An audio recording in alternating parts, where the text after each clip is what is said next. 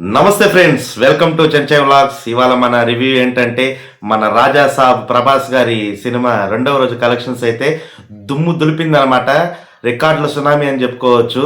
Cinema first రోజు విపరీతమైన negative talk trollers నుంచి వచ్చినప్పటి నుంచి సినిమా పోయింది, ఫ్లాప్ అయిపోయింది అని ఎంతోమంది సంబరపడ్డారు. కానీ కేవలం Indian one and only biggest super star స్టామినాతోనే సినిమా అయితే రికార్డుల కలెక్షన్స్ అయితే వసూలు చేసింది. ఈ వీడియోలో మనం అయితే ఏరియా వైజ్ కలెక్షన్స్ అయితే మనం తెలియజేసుకుందాం అనమాట. సో మన రాజా సాబ్ సినిమా రెండవ రోజు ఫస్ట్ డే నెగిటివ్ టాక్ని తట్టుకొని ఒక హెవీ పాజిటివ్ టాక్ వచ్చిన సినిమాల కంటే కూడా బెటర్గా పర్ఫార్మెన్స్ అయితే చేసిందనమాట. అన్బిలీవబుల్ కలెక్షన్స్, ఎవరు ఊహించని కలెక్షన్స్ ఇవన్నీ. దాదాపు ఒక ఇండియా నెట్ చూసుకుంటేనే 27 కోట్ల వరకు గ్రాస్ అయితే వచ్చింది. ఇంకపోతే వరల్డ్ వైడ్ గ్రాస్ అయితే 36 కోట్ల గ్రాస్ అయితే వసూలు చేసింది. కేవలం మన తెలుగు రాష్ట్రాల్లోనే 22 కోట్ల రూపాయల గ్రాస్ అయితే వసూలు చేసింది.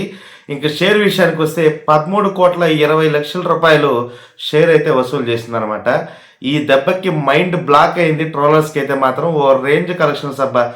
Almost OG huge hit talk సంపాదించుకున్న ఓజీ సినిమాకి 12 కోట్ల 10 లక్షల రూపాయలు వస్తే ఈ హెవీ డ్రాప్స్ అంటే దాదాపు సినిమా ఇంక పోయిందిరా, ఏందిరా ఇట్లా తీశాడు అని విపరీతంగా సినిమా షో చేసి చూపించిన సినీ ప్రేక్షకులు అందరూ కూడా నెగిటివ్ టాక్ సృష్టించినప్పటికీ సినిమా కేవలం ఒక ప్రభాస్ గారి స్టామినా, ప్రభాస్ గారి కోసమే ప్రేక్షకులు అయితే ఎగబడ్డం అయితే జరుగుతుంది. 13 కోట్ల 20 లక్షలు అంటే మామూలు విషయం కాదు.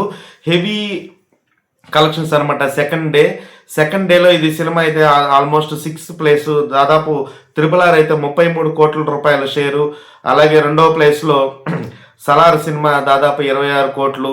అలాగే మన పుష్ప 2 సినిమా కూడా దాదాపు ఒక 27-28 కోట్ల రూపాయలు వసూలు చేసింది.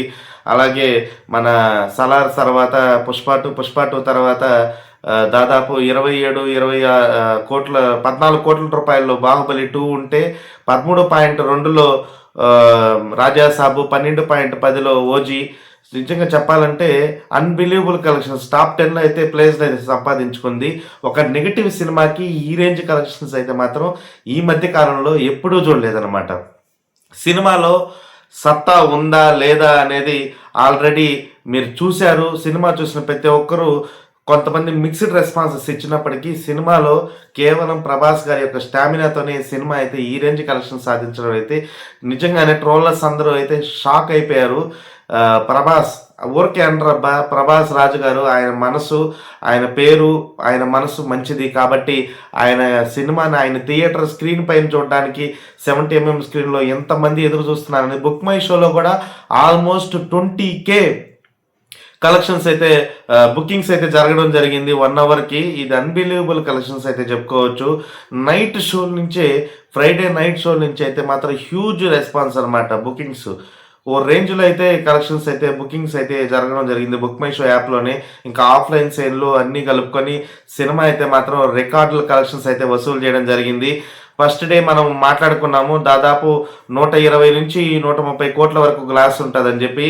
ఈ దెబ్బతో సినిమా ఆల్మోస్ట్ 150 కోట్ల ప్లస్ గ్రాస్ అయితే వసూలు చేసింది అనమాట. 2 తెలుగు రాష్ట్రాలు అలాగే ఇండియా వైడ్, వరల్డ్ వైడ్ కలుపుకొని సినిమా అయితే బిగ్గెస్ట్ కలెక్షన్స్ అయితే వసూలు చేసింది.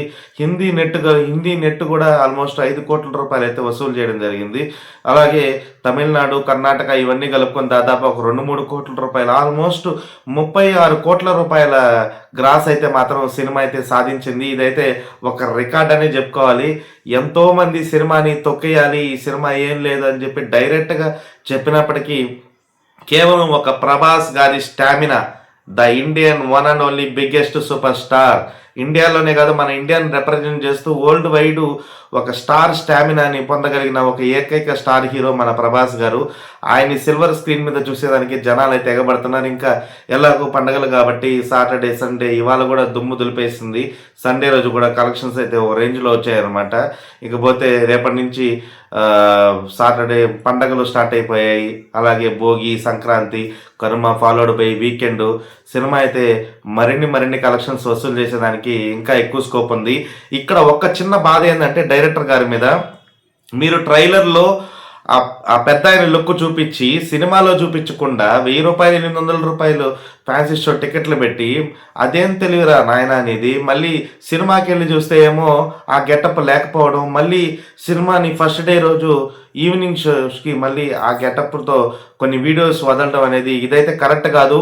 మారుతి గారు మీరు ఇది ముందుగానే రీచెక్ చేసుకొని ట్రైలర్లో ఏం వదిలామనేది సినిమాలో కూడా చూపించుంటే కనుక ఇంకా సినిమా మీద హెవీ ఇంపాక్ట్ పడి సినిమా మరిన్ని కలెక్షన్స్ వచ్చేదానికి స్కోప్ ఎక్కువ ఉండేది.